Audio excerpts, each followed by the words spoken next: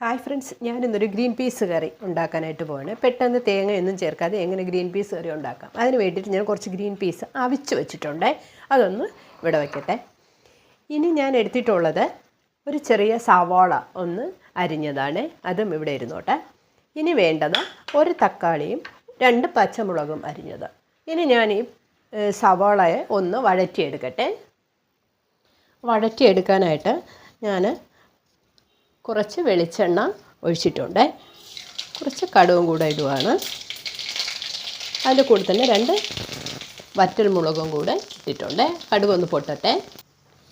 കടുക് നല്ലവണ്ണം പൊട്ടിയിട്ടുണ്ട്. അപ്പോൾ നമ്മൾ അരിഞ്ഞ് വെച്ചിരുന്ന സവാള അതിൻ്റെ കൂടെ ചേർക്കുവാണ്.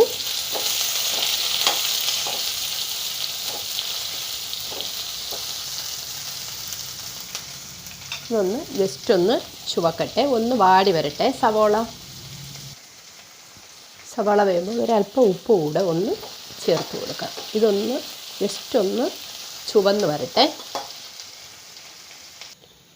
ജസ്റ്റ് ഒന്ന് ചുവന്ന് വന്നപ്പോൾ നമ്മൾ മുറിച്ച് വെച്ചിരുന്ന പച്ചമുളക് ഒന്ന് അതിലോട്ടൊന്ന് ഇടുവാണേ. ഉള്ളിയൊക്കെ നല്ല വഴണ്ടി വന്നിട്ടുണ്ട്. ആ സമയം നമുക്ക് ഈ തക്കാളി ഒന്ന് അതിലിട്ട് ജസ്റ്റ് ഒരു 2 മിനിറ്റ് ഒന്ന് മൂടി വയ്ക്കാം. ആവിയിലതൊന്ന് വെന്തോട്ടെ. ഒന്ന് മൂടി വയ്ക്കാം. ഓക്കെ, നമുക്കതൊന്ന് വെന്തോന്നൊന്ന് നോക്കാം. തക്കാളിയെല്ലാം നല്ല വെന്ത് റെഡി ആയിട്ടുണ്ട്. ഇനി നമുക്ക് ചേർക്കേണ്ടത് അതിൻ്റെ കൂട്ടാണ്.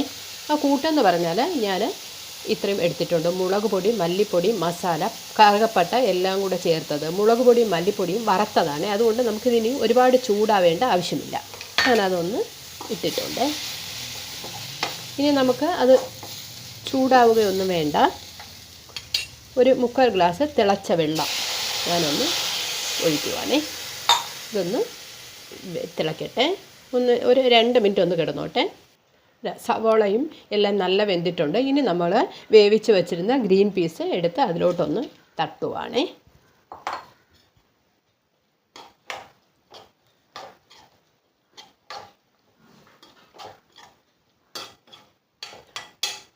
തട്ടിയിട്ട് ഒരു 5 മിനിറ്റ് ഒന്ന് നമുക്ക് അടച്ചിടാം.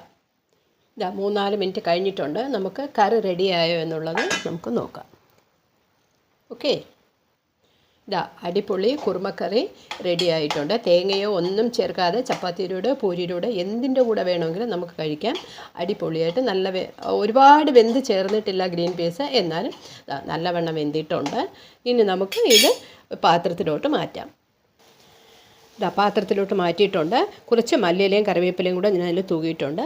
അടിപൊളി കുറുമക്കറി റെഡി ആയിട്ടുണ്ട്. എല്ലാവരും ഇതൊന്ന് ട്രൈ ചെയ്യണേ. ഈ വീഡിയോ നിങ്ങൾക്ക് ഇഷ്ടമായിട്ടുണ്ടെങ്കിൽ ഒന്ന് ലൈക്ക് ചെയ്തേക്കണേ. അതുപോലെ തന്നെ ഈ ചാനൽ ഇതുവരെ സബ്സ്ക്രൈബ് ചെയ്യാത്തവരുണ്ടെങ്കിൽ ഒന്ന് സബ്സ്ക്രൈബ് ചെയ്തേക്കണേ. ബൈ.